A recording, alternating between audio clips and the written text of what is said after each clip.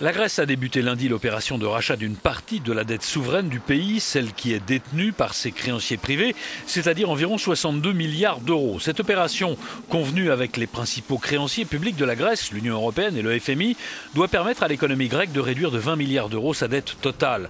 Les créanciers privés de la Grèce recevront de nouvelles obligations dont le prix représentera de 32 à 40% de la valeur faciale des obligations qui seront rachetées. La décote est donc de 60 à 68%.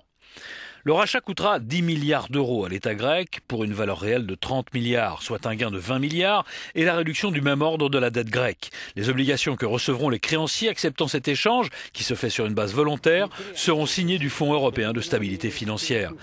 C'est un petit soulagement que cette décote de la dette privée. Il y aurait dû y avoir une réduction de la dette globale. La décision de l'Eurogroupe est vraiment très importante car elle doit donner la direction de la sortie de crise à la Grèce. Le problème, c'est que cette sortie ne se fera pas dans un avenir proche. La Grèce doit faire un long chemin pour sortir de la récession. La réduction du montant de la dette grecque fait partie de l'objectif global de réduction à 124% du produit intérieur brut en 2020. Le résultat de l'opération débutée lundi doit conditionner le déblocage du versement des tranches de prêts à la Grèce par l'Union européenne et le Fonds monétaire international.